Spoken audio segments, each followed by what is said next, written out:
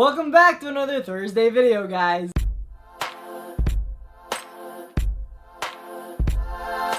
What is up, my realists? It's Stephen, and welcome back to another Thursday video. I hope y'all are doing great. I am still on lockdown, and I'm kind of jealous of the countries that aren't anymore. Like, did y'all hear about New Zealand being done with this whole thing? Like, can I just, like, live there too? I mean, like, yes. But yeah, we're gonna just start this video right now. But before we get to that, I just want to say, if you like this video, don't forget to give it a big thumbs up and comment down below. Also, don't forget to follow me on all my social media platforms. That's Stephen Flores for Facebook, at Stephen Flores _IRL for Instagram, and at Stephen J. Flores for Twitter. And as always, if you like this video and want to see more videos like this video, don't forget to subscribe and click the bell for me, will ya? So yeah, without further ado, let's move on with the video. I'm not sure if I have talked about this yet. For all I know, I already did. So if I did, then consider this just like an update. But basically what I'm going to be doing is going through my top, like, I think I listed like 13 or something. 13 favorite Broadway protagonists. Now, I say protagonists because some of these protagonists are like antagonists. I guess what I mean is like the star of the show, because some of these people are actually bad. It's just that the show is about them. Yeah. So yeah, let's just get started. First up, we have someone who is probably the antagonist of their show, but the show is like named after them, and that's Phantom from Phantom of the Opera. Literally, whenever he's on stage, he just like has a commanding presence, and you know it's the character because any actor who plays him, like, the moment they're on stage, they just, like, captivate you. And, like, your eyes are just trained on them and you can't let go. I mean, think about it. He knew how to make a mirror disappear and made Christine walk right through it. He has a subterranean layer that you can only access by a very expensive looking raft. Also, he's a little bit psycho, but then so is every other artist on earth. And yeah, he's just my favorite character from one of the best shows of all time, and I just love Phantom of the Opera, and his songs are the best. Oh my god. If I could sing, I would sing Music of the Night, and that would be the first single off my new album, but then I can't sing and I don't have an album, and I will never have an album, so that's just up in my brain. Next up is my girl from my #1 favorite musical of all time, The Sound of Music, and that is Maria von Trapp. Julie Andrews was enough to sell me on that role. She was so good in it, and oh my god, what I would have given to actually have met the real life Maria von Trapp. I know she died like a really long time ago, I think, I'm not actually sure, but like I really would have liked to meet her. I remember going on the Sound of Music tour when I was in Austria while I was studying abroad a few years ago. I don't know if you guys remember that, but there was a time when like for like 6 months I didn't post anything on this channel because like I was like in Europe, in France, and I was just going all over Europe and stuff. And one of the highlights of my study abroad is going to Salzburg, Austria, and doing the Sound of Music tour and seeing where they filmed 16 Going on 17 and what they used as the mansion thing. It was just so good. Next up is the main girl from one of my favorite shows, and I think she's kind of like an antagonist too, because she was a criminal, but you know, she wants to be famous and stuff, and that's Roxie Hart. Chicago is forever gonna be like one of my fave musicals ever because the dancing is great and everything. And Roxie is just so relatable. I mean, like, not relatable in the sense that like I would kill people or commit crime just to like be famous, but like her passion and like her desire to like be someone is something I can really relate to. Okay, these next two characters are both from Lin-Manuel Miranda musicals, so I think you already know what musicals those are. And we're gonna go with Mr. Aaron Burr. Again, he's not the protagonist, he's more of the antagonist, but you know what I mean? He's like one of the main characters in the show and stuff. I like him mostly because my two favorite songs from Hamilton are both sung by him, and that's Wait for It and The Room Where It Happens. And I feel like among every character in Hamilton, he has the most like dramatic depth. Like his character has just so many layers to it, and like I don't know who could have pulled that off except for Leslie Odom Jr. because Leslie Odom Jr. made you like root for him even though you were supposed to not like him, even though he's kind of like not really sinister, but he's kind of like self-righteous and only really cares about himself. But like, oh my god, he portrayed him in a way where I actually got to care about him, even though like I know that he's like not that good of a person. Well, technically a lot of people in Hamilton aren't like that good people because like, you know, Hamilton cheated on his wife, and you know, all the other people had their own other mistakes. Aaron Burr is like, he is the character in Hamilton. I don't care what anybody else says. You can like Angelica, you can like Alexander Hamilton, but the best character in that show will forever be Aaron Burr. Next, we have Usnavi from In the Heights. I've seen In the Heights thrice on stage. I'm obsessed with it. I don't even know how many times I've listened to the cast recording, and I memorized like all the raps in it.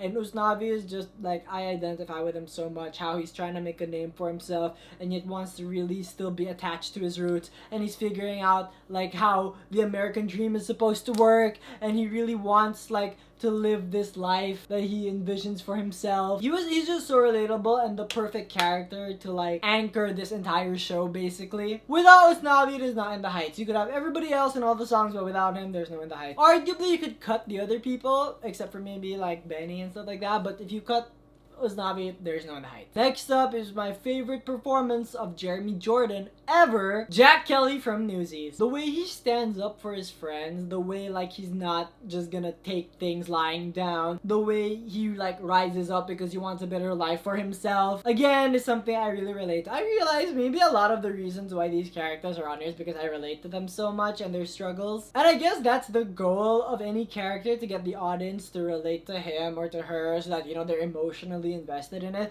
and I feel like Jack Kelly does a very good job of that. And Santa Fe is such a good song, and the way he sings it, I just love it. Okay, we're gonna go to a show now that I've probably like crapped on a ton like in my videos, and I know you guys know that I don't really particularly like this musical, but just because I don't like the musical doesn't mean I don't like the characters, and those characters are Glinda and Elphaba. Wicked would suck if it weren't for the chemistry of Idina Menzel and Kristen Chenoweth that set the bar for every other Glinda and Elphaba that was gonna come after them that they have to reach, okay? The level of sisterhood they had, like honestly, okay, their chemistry together is probably some of the best chemistry ever on Broadway. I don't really like Wicked, but I have to admit that. They accomplished something that barely anybody else in any other musical is able to accomplish, okay? Where you're so invested in them and you really want them to be friends, and the moment where they're alone and they're just saying how much they mean to one another, it's just so good. And I think the message of their friendship is really, really strong, and how you can,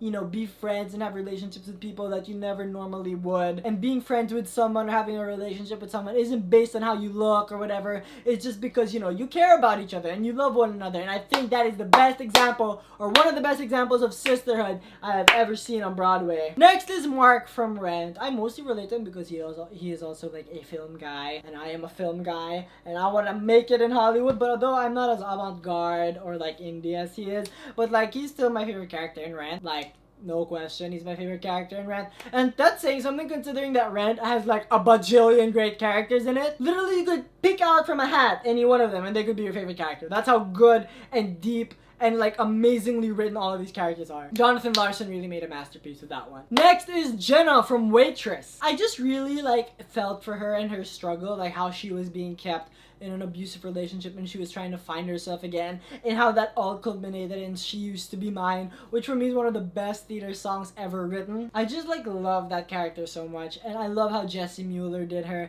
and I love how every person that plays her brings like a unique take on her, but always keeping the same like struggle she had like center stage.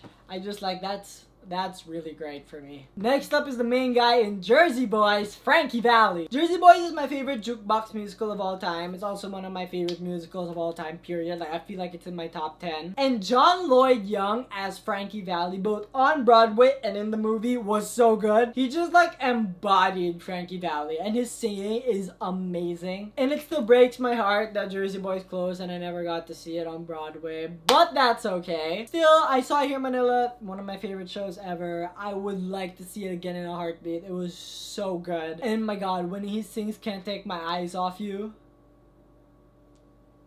damn.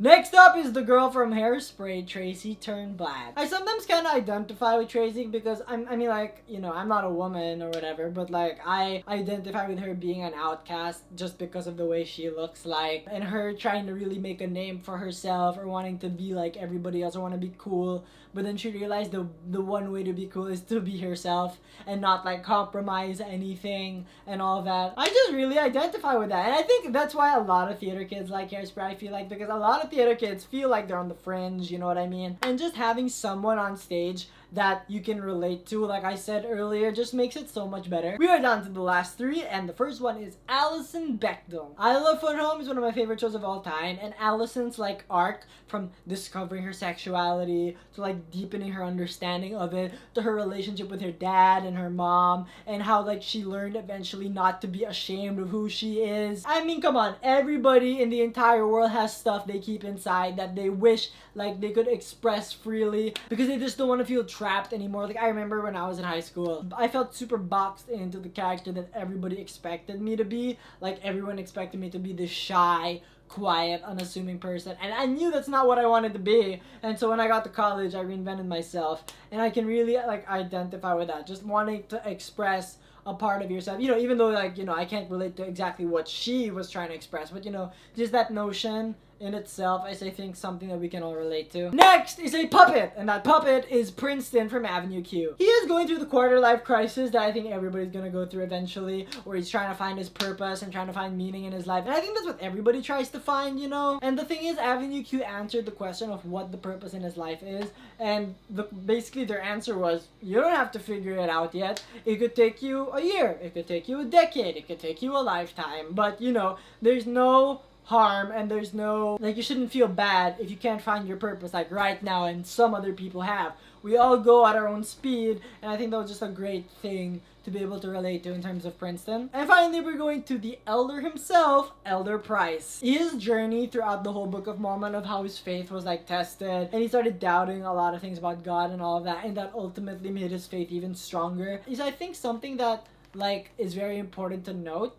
Like, a lot of people think like having faith is very like, oh, you should never doubt at all. But what Elder Price shows you is that even doubting in itself means that you are making your faith a lot stronger. Because what kind of a faith is something that goes untested for decades? I don't think that's 100% real faith.